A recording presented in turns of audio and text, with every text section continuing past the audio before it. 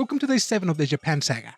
Today was a mix of a planned trip and staying true to Rin-chan's Rampa philosophy. The only thing on my schedule, a trip to Toei Kyoto Studio Park. After that, pure winging it. Anyways, the park. I had a blast, but if you're traveling solo like me, you might not get the full experience out of the park. The moment you step in, you're hit with the classic traditional Japanese vibe. This place has been around since 1974 and it's actually the only Jidageki theme park in Japan. Now, if you're wondering, what the heck is Jidageki? It's basically period drama set before the Meiji Restoration, aka the Edo period. Think samurai, kimonos, and some serious old-school Japan aesthetics. This was an era when culture, arts, and cuisine were thriving, and honestly, walking around here feels like stepping into history. The park itself is huge, and there's so much to check out. Food, live shows, attractions, and all sorts of cool activities. But one thing that really caught my eye, the Evangelion Kyoto base. 人の作り出した究極の汎用人型決戦兵器人造人間エヴァンゲリオンその初号機 Yep, a whole attraction dedicated to Evangelion fans. The whole thing revolves around testing your EVA synchronization score, basically seeing how well you do piloting an EVA. You go through the entry plug boarding test, fancy right? And they even throw in some anime trivia and fun facts. The experience itself, pretty simple. No, I'm not being salty just because my score was a painfully disappointing 26%. But anyways, this park is honestly perfect for families. There are tons of cool attractions that kids will absolutely love. But even if you don't have kids, just coming with a friend or partner would be great too, because there are a lot of plenty awesome photo spots around the park.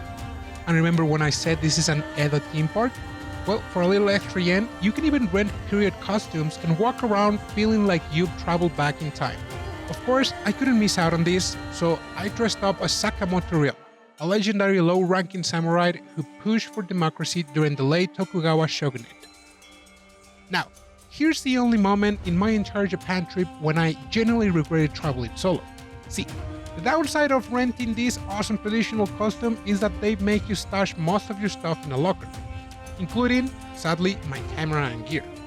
Sure, I snapped a few quick selfies with my phone and probably could have asked someone to help out with pictures, but let's just say that extrovert me was on a different vacation that day. I really wasn't feeling like striking up conversation with strangers unless I absolutely had to. Anyway, I rented the outfit for an hour, and during that time, you're unfortunately not allowed to eat while wearing it, so plan accordingly. Depending on the weather and the date, Kyoto Toei Studio Park actually still films scenes right here in the Edo town area I just showed you. If you're lucky, you can even join a behind-the-scenes studio tour, watch the filming live, or maybe even chat with the actors. Just a heads up though, most of these experiences are only available in Japanese. After exploring for a bit, I headed straight to one of the restaurants for some ramen. But not just any ramen. This was a special Evangelion-themed ramen, and yeah, it tasted as cool as it sounds. And it was cheap too. Next up, I caught an action-packed live performance called Crash, the Highway of the Ninja. It is inspired by a classic Japanese TV show from the late 80s and early 90s, so around the Showa and Heisei eras. But honestly, it was like watching the fight scenes from Power Rangers. If you go upstairs in the park's main building, there are even more attractions, although again, they're mostly kid-oriented and require an extra fee, but here's what got me hyped. Speaking of Power Rangers, they had a full exhibition dedicated to Kamen Rider and the Super Sentai. Fun fact, for those who don't know, the original Japanese Super Sentai series was adapted into what many of us grew up watching as Power Rangers in the West. They showcased timelines, original suits, and even the iconic vehicles. As someone who grew up obsessed with Power Rangers, seeing all those Red Rangers lined up brought back some serious childhood nostalgia. After wrapping up my visit at Kyoto Toei Studio Park, I decided to just go wherever the wind took me. And for the rest of the day, the wind took me to Teramachidori, a bustling shopping street similar to Osaka's famous Dotonbori or Kuromon Market. But a heads up, Teramachidori can feel a bit pricier compared to the Osaka hotspots. Now, it probably won't shock you, but Kyoto alone has more than 2,000 Buddhist and Shinto temples and shrines. Seriously, they're everywhere. I definitely had some famous ones marked down, but I also promised myself I'd explore as many hidden gems as possible. One of them was Honno-ji Temple. Nowadays, Honno-ji is calm and peaceful, but don't let that fool you. This place is legendary in Japanese history. Remember those historical figures I mentioned back in day 4? Nobunaga, Hideyoshi, and Ieyasu? Well, this temple is exactly where Oda Nobunaga met his dramatic end. His own general, Akechi Mitsuhide, betrayed him, setting fire to the temple in an attempt to seize Nobunaga's power and influence for himself. But Mitsuhide's rebellion was short-lived, because Toyotomi Hideyoshi and Tokugawa Ieyasu quickly jumped into action to avenge Nobunaga.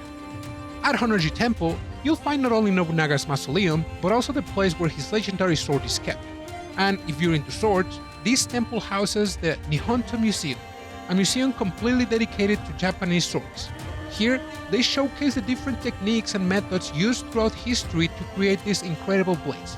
Unfortunately, they wouldn't allow filming in over half of the exhibition, but trust me, it's still worth seeing in person. Speaking of swords, if you're like me and previously only knew the word katana, here's a quick crash course. First things first, Nihonto literally means Japanese sword. Japanese sword making originating from straight-bladed Chinese swords around the 10th century. But the Japanese blacksmiths decided to add curvature to their blades, enhancing them with 3 main characteristics in mind: unbreakability, rigidity, and outstanding cutting power. Japanese swords are classified based on their blade length.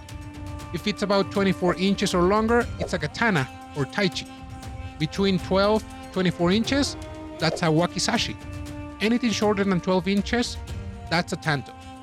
There are other categories too, but these are the essentials. Historically, a samurai would typically carry 2 blades, a long sword for battle and a shorter one as backup or for indoor fights.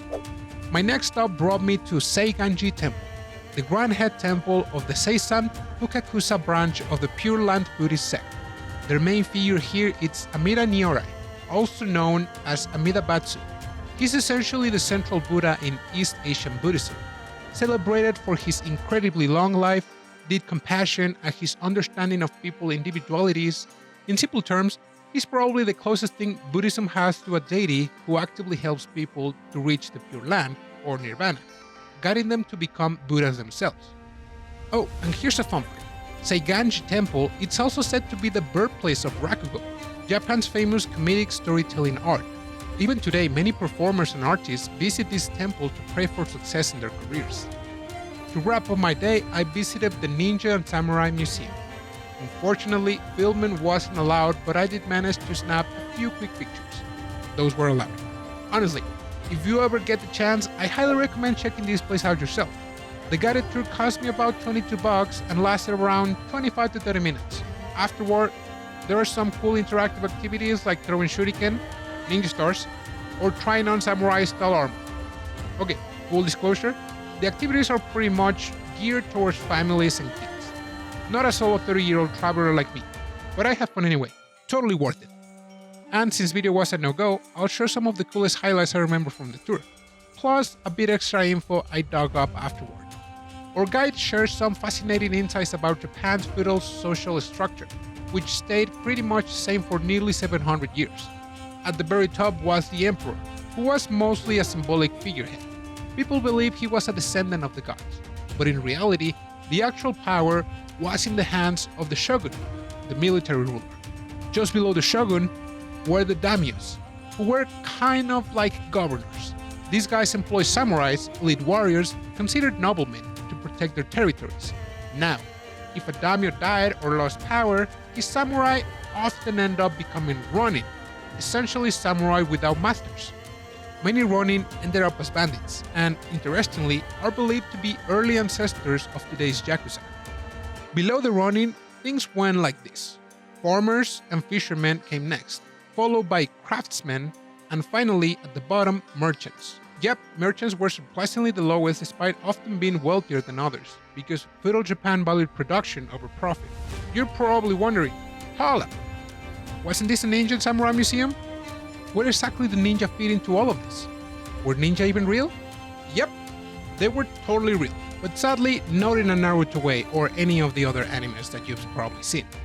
Ninja were typically farmers or fishermen, everyday people blending into society. Their main jobs were espionage or assassinations, so looking completely average was the key to their success. Samurai could never do ninja work. They were nobles, easily recognizable, and way too famous to sneak around unnoticed. Our guide also dropped a bunch of fascinating facts, keeping it simple but really fun since we had a lot of families and kids around. Here's something cool I learned. Everyone born into a samurai family was technically considered a samurai, even women, although women weren't expected to jump into battles. Another fun tidbit, many samurai were actually pretty young, so to make them look tougher, the samurai armor mask had fake mustaches. Yep, that's right. A little facial hair to trick the enemy into thinking they're facing a battle-hardened veteran instead of a fresh-faced warrior. Here's another mythbuster. Swords weren't their go-to weapons on the battlefield. Turns out, those beautiful pair of nihontos would dull quickly during their prolonged fights. So, samurai usually relied on bows and spears instead. But everything changed when Portugal showed up in Japan. Toward the end of the Sengoku period, Portugal introduced something totally game-changing: matchlock guns. Yep, guns entered the picture, and Japanese warfare was never the same again.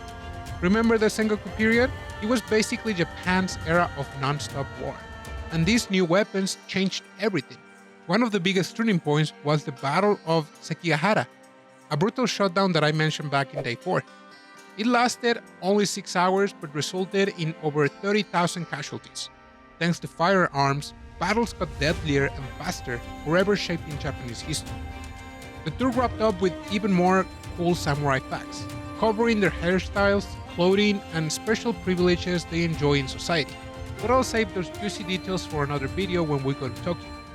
Wrapping up the tour, the guide talked briefly about the Edo period, also known as Japan's isolation period. This was when Japan basically closed off its borders and experienced a huge cultural boom in art, cuisine, but halted on technological advancements. But then, in 1843, America arrived knocking on Japan's door like, "Hey, wanna trade or maybe enjoy some freedom?" And just like that, Japan's isolation came crashing down. So, Japan got ready to modernize, trade, and even build railways. But not everyone was on board. Saigo Takamori, a legendary samurai who originally supported the emperor, but then was like, wait, trains? International trade? Nah, not feeling like it. So he joined the rebels instead. Long story short, the rebels clashed with Japan's shiny new government army, things got messy, and eventually the samurai lost. Saigo Takamori ended in a true samurai style, by committing seppuku, or so it is believed. A lot of people in Japan would claim that Saigo Takamori was the last samurai. Sorry, Tom Cruise, you're hot, but you're not the last samurai. Also, there's a bit more drama around Takamori's end because apparently historians still debate exactly how it went down. They are just sure that his head came rolling. Literally. And that's a wrap for today. Next week, I'll cover some more iconic temples and shrines around Kyoto. Thanks for watching, I'm the Beautiful Mexican. Keep watching anime. Ja ne!